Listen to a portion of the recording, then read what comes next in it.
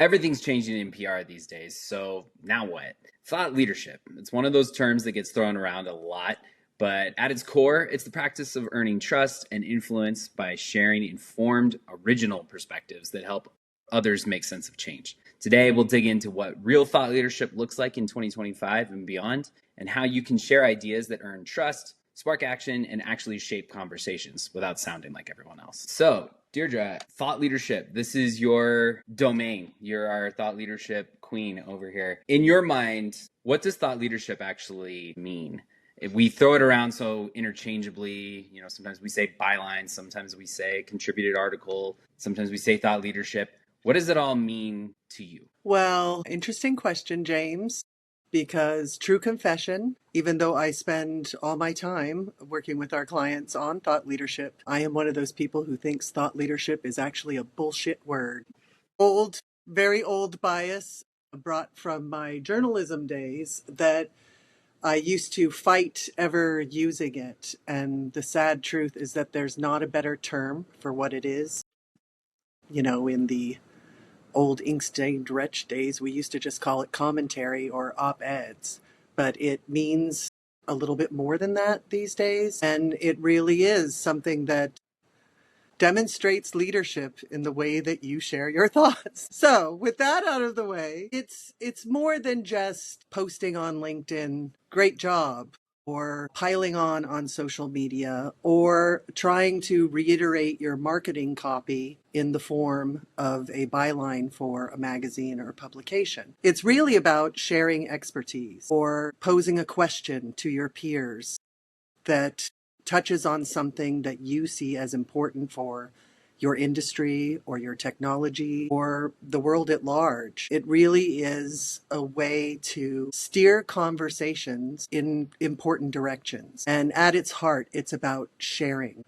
I joke all the time with our clients who don't like to sit for thought leadership discussions. You wouldn't believe this, but in reality, people are naturally fairly modest. They don't want to come off as braggarts, and they don't want to tell people what they should be doing. It's not natural for most people. And I quite often spend a lot of time cheerleading them and begging them to not be so modest, because I'm talking to engineers and founders and developers and inventors who are responsible for the way business operates these days and who have ideas on how to fix really important problems and clever solutions or insights that the general public doesn't know, or that venture capitalists may not know, that you have to be willing to kind of educate people, not in a way like, I'm so much smarter than you, but you demonstrate leadership by sharing your knowledge and expertise and by asking your peers the right questions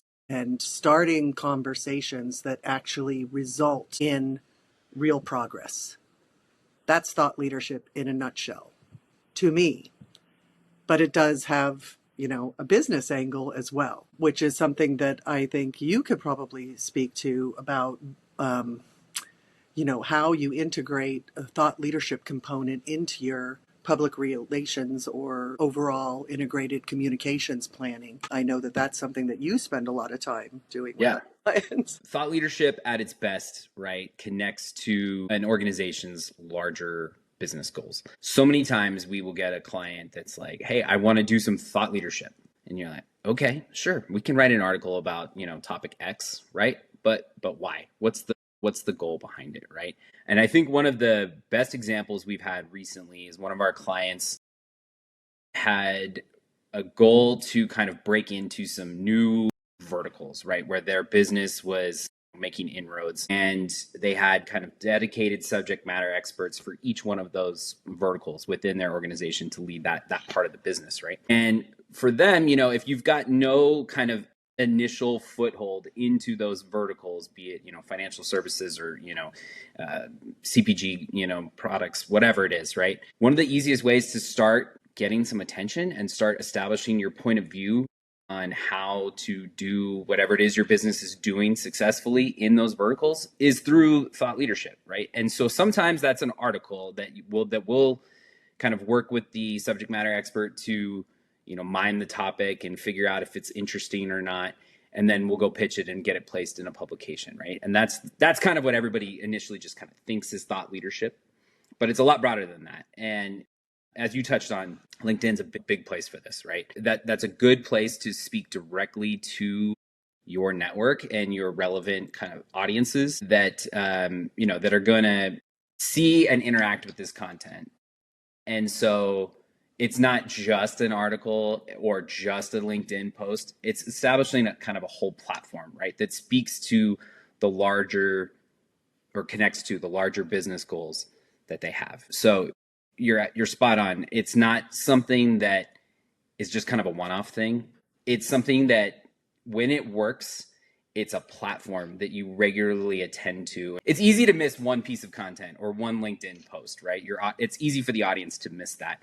Being consistent and making it a regular part of your program is essential. And so the best thought leaders that we've worked with are clients and subject matter experts that want to stay committed to it, because the shelf life of any given post these days is obviously really short. So you got to be consistent, and you got to map it back to what you want to do as an organization. It's almost like you want to draw a little box in the middle of any communications plan that just simply states, what is it we're trying to accomplish here? What is our goal? What do we do? Who are we? And if it doesn't relate to that, then it's not thought leadership. If you don't have some expertise in that area or a very strongly held belief in that area, it's not thought leadership. It's marketing. And there's a very big difference. And I think that is a really hard point to get across sometimes when we're planning communication strategies, that your thought leadership it's operating at a meta level. Mm-hmm. It's not a direct sales pitch. It's not an advertisement. It's a demonstration that you are somebody worthy of communicating with, worthy of engaging in conversation, worthy of becoming a customer of or a partner to whoever that audience is that you're trying to reach. And the consistency is key in that, because it's not just a broadcast. It's a conversation. And in order for you to have a conversation, you actually have to show up. I know the thought leaders that you're discussing in your example because I worked with several of them. These people were data experts. They're experts in data infrastructure and how to design a data stack and how that can enable something like the effective use of very specific AI technologies for really increasing certain things in a business. You had mentioned CPG, warehousing, retail. They were giving very specific examples of how their expertise in data management is actually helping the companies they work with change the way they do business and providing a benefit in real concrete terms. And the way that we were approaching that was talking to these guys about the clients they were working with and telling us, this is what we really do, and this is why we really do it, and this is, a specific problem that a lot of people we've worked with are running into, and here's a solution that we've championed that seems to be providing results. Anybody else out there facing the same problems? Anybody else out there have a different solution? They were using their real work experience to make a comment on the way a certain technology is being deployed in the real world, and also asking other people to engage them to say, do you agree, disagree? Do you know of a better solution? Do you have another problem that we aren't encountering yet that we might run into down the road? It really was sparking conversations in very specific verticals. It was just incredibly genuine, specific, and honest about their area of expertise and what they're trying to accomplish. And it wasn't marketing. It was real thought leadership. Another thing you kind of touched on was the channels that are available to thought leaders today, right? So, a few years ago, for us, there were a lot of publications that accepted contributed content, right? And as the media landscape is, shifting, there's fewer options for publications that just accept, earned content.